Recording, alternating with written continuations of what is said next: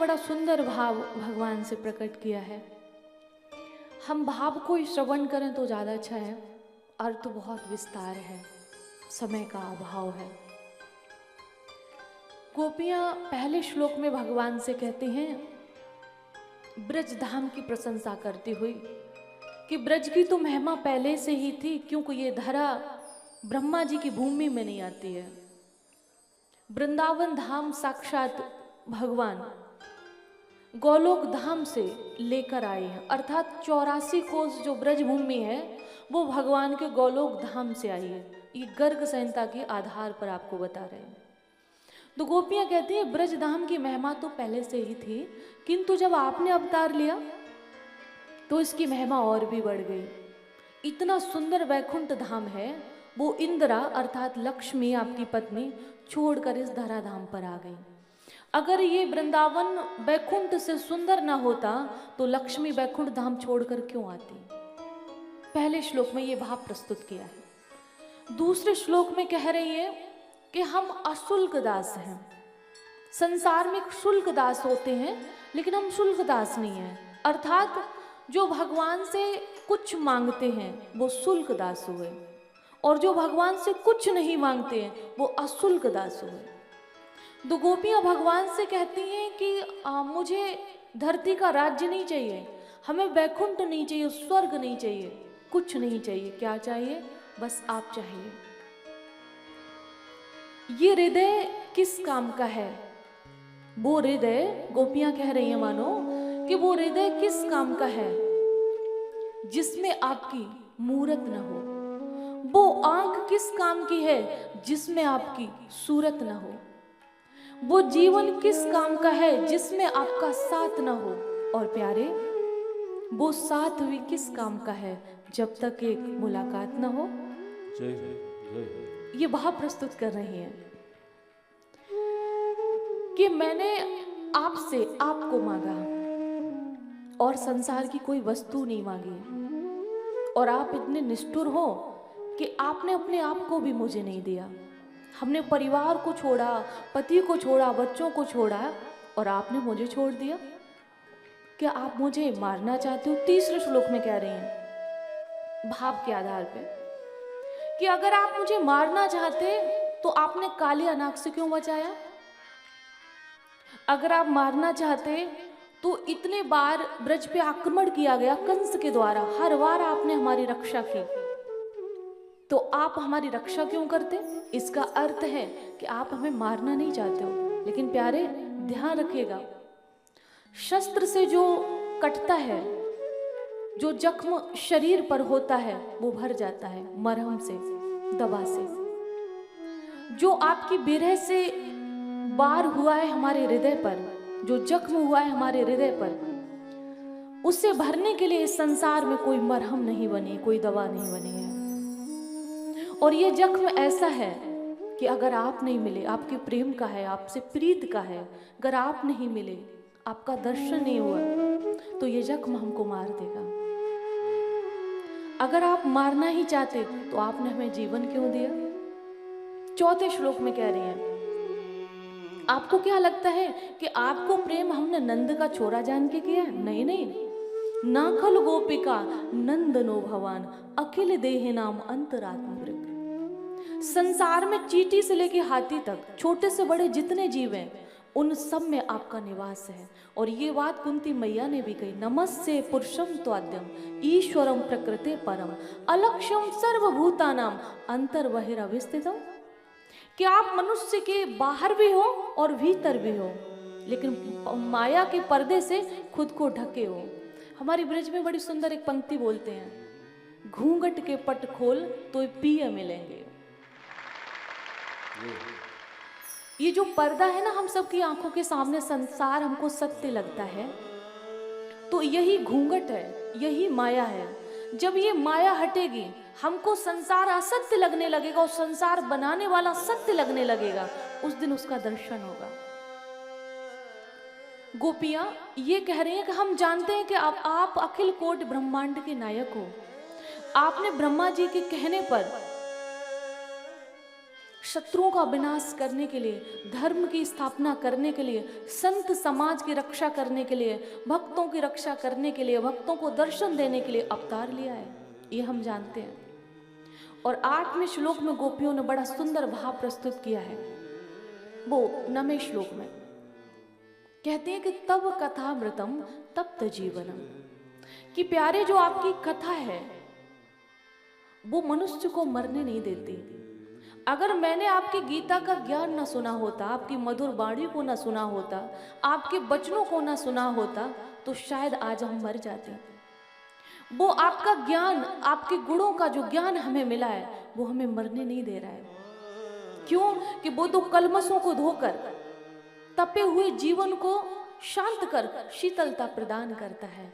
और ये संसार में वो सबसे बड़े दानी है जो आपकी कथा का दान करते हैं। भूवि गृणन्ते भूरिदा जना, सबसे बड़ा दान गोपियां कहती हैं वो करते हैं जो आपकी कथा का दान करते हैं। क्योंकि कथा क्या है कि दुखों से झुलसे हुए व्यक्ति को छाया का काम करती है, दुख से पीड़ित व्यक्ति को अमृत का काम करती है। अगर धूप से व्यक्ति तड़प कर झुलस कर आया है, वृक्ष की छाया मिल जाए तो उसे अच्छा लगता है, उसे शांति मिलती है, उसको गहरी नींद आ जाती है। ये कथा है जो हमारे कलमशों को धोती है और हमें शांति प्रदान करती है। ये गोपियां भाव प्रस्तुत कर रही हैं और कह रही हैं कि पति सुतान्वया भ्रातृ बांधवा, आपके लिए पति को छोड़ा, परिवार को छोड़ा, सबको छोड़ा। क्या आपको नहीं पता है? क्योंकि संसार में जब तक इन रिश्तों में रहेंगे हम, जब तक इन रिश्तों की डोरी में बंधे रहेंगे, आपसे रिश्ते की डोर बंध ही नहीं सकती, ये तो हम जानते हैं। तो इसीलिए संतज्ज सर्व विषयांश तव पाद मूलम, ये भी एक प्रकार का विषय है, ये भी एक प्रकार का विकार है कि जब तक हम संबंधों में रहेंगे, रिश्तों में रहेंगे, तो आपसे कभी भेंट ही नहीं होगी, मुलाकात ही नहीं होगी। तो इसलिए इन सब रिश्तों को तोड़ ताड़ के आए हैं। तेरे लिए मैंने दुनिया छोड़ी, रिश्ते तोड़े, नाते तोड़े, मैं तो जोगन हो गई सांवरिया, तेरा नाम लेते लेते। जोगन होकर आई हूं, अब तो ग्रहण करना ही पड़ेगा। जब इस प्रकार कहकर रुदन किया है तो भगवान वहां पर प्रकट हो जाते हैं। रुरुदु सो सरम राजन कृष्ण दर्शन लाल साहा। भगवान भक्त का आंसू नहीं देख पाते। भक्त भगवान से कहता है कि हमें अपना लो, तो भगवान कहते हैं कि कोई कुछ किया है संसार में आकर, कुछ तूने किया? तो भक्त एक ही बात कहता है, कुछ किया नहीं, जैसा भी हूं, उल्टा हूं, सीधा हूं, अपराधी हूं, जैसा भी हूं आपका हूं। तो भगवान कहते कोई आधार तो होगा ना मेरे पास आने का। तो एक ही बात कहता, आंसू बहाकर दृग बिंदुओं का है सहारा, कि इन आंसुओं का सहारा है, यही आप तक हमें पहुंचाएंगे, इन आंसुओं का सहारा है। और आप कोई भी पुराण पढ़ लीजिएगा जहां भक्त हाथ जोड़ के भगवान से गिड़गिड़ाता है, भले वो शत्रु पक्ष का हो, तो भगवान अपने हृदय में उसे जगह दे देते हैं।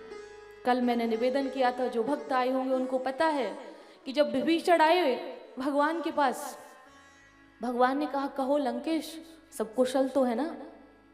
मानो लंकेश कहकर कह दिया कि तुम्हें हम रावण को मारकर लंका का राज्य दे देंगे। तो वहां पर हनुमान आदि वानरों ने कहा कि प्रभु अगर आप इनको लंका का राज्य दे देंगे और अगर रावण शरणागत हो गया, आज रावण का भाई हुआ है और कल रावण शरणागत हो गया, तो आप उसको क्या दोगे? तो राम जी ने कहा कि इनको लंकेश बनाया है तो उनको अवधेश बनाएंगे। इतना दयालु ईश्वर है कि अगर इनको लंका का राज्य देने का वचन दे दिया तो देंगे, अगर रावण शरणागत हो गया, सीता को वापस कर दिया, तो अयोध्या का राज्य दे देंगे, उनको अवधेश बनाएंगे। अभी तो 2 भाई वन वन में भटक रहे हैं, फिर 4 भाई भटकेंगे। एक प्रसंग बड़ा सुंदर आता है श्री रामचरितमानस का, कि जब लक्ष्मण भैया को शक्ति लगती है, बड़ा ध्यान से सुनिएगा इस बात को, जब शक्ति लगती है तो कहते हैं कि संजीवनी बूटी मिल जाएगी तो लखन जीवित हो जाएंगे। तो विभीषण जी ने पता दिया कि लंका में एक वैद्य रहता है, रावण का इलाज करता है, वहाँ जो राक्षस उनका इलाज करता है, वो जड़ी बूटी को जानता है। हनुमान जी जाते हैं और पूरा घर सहित उठा कर ले आते हैं। हनुमान जी जाते हैं, जब उसके नेत्र खुले तो खुद को रामादल में पाया। तो राम जी देखा कि लक्ष्मण भैया का शीश गोद में रखे हैं और रुदन कर रहे हैं कि भाई कोई मुझे ये बताए किसने दुनिया में दुख ऐसे पाए, किसको दिन देखना ये पड़ा है, किसका यूं छोटा भाई मरा है। राम जी ऐसे रो रहे हैं। तो सुखेन वैद्य से भगवान ने कहा कि हे वैद्य, शत्रु का तो कोई वो वैद्य का तो कोई शत्रु या मित्र नहीं होता, वो तो निष्पक्ष होकर इलाज करते हैं। आज मैं मुसीबत में हूँ, आप मेरे भाई को जीवन दान दीजिए, ये कहा। तो वो बोलने लगा कि मैं रावण के घर का वैद्य हूँ, आप रावण के शत्रु हैं। हे राम, आप धर्म के अवतार हैं, रामो विग्रहवान धर्मा, आप धर्म के अवतार हैं, क्या आपको लगता है कि मुझे इलाज करना चाहिए? जो धर्म पर कटाक्ष किया वैद्य ने, सुखेन वैद्य ने, राम जी बोल उठे कि इस धर्म हेतु राज्य छूटा, श्री पितृदेव का मरण हुआ, सीता प्यारी का हरण हुआ, इस धर्म हेतु ये लक्ष्मण भी यदि मर जाए तो मर जाए, आवाज यही है प्राणों की, पर धर्म नहीं जाने पाए। ये राम थे, ये राम जी का जीवन था। राम जी संसार में आई क्यों? इतना कठोर तपस्या का जीवन जिया क्यों? हमको शिक्षा देने के लिए, हमको समझाने के लिए, इसलिए ये राम थे। तो वही गोपियां कह रही हैं भगवान से, जब भगवान प्रकट हो गए, रुरुदु स्वस्वरम राजन कृष्ण दर्शन लालसा, गोपियां रोई, वो भगवान प्रकट हो गए, क्योंकि भगवान भक्त के आंसू नहीं देख पाते हैं। और आज ये सब लिखा हुआ है, तत्रो पविष्टो भगवान सा ईश्वरो। श्री सुखदेव जी कह रहे, राजन क्या तुमने कभी ऐसे ब्रह्म को देखा है कि गोपियां यमुना के किनारे भगवान को ले जाती हैं और ऐसे एक ओढ़ने को ओढ़ा होता है उसको उतारती हैं और उस सिकता में बालू में बिछा देती हैं और भगवान से कहती हैं इस पे बैठो। भगवान का आसन क्या है? भक्तों का हृदय भगवान का आसन है। और आज गोपियों के प्रेम में भगवान बालू में बैठे हैं, उनकी ओढ़नी पे बैठे हैं।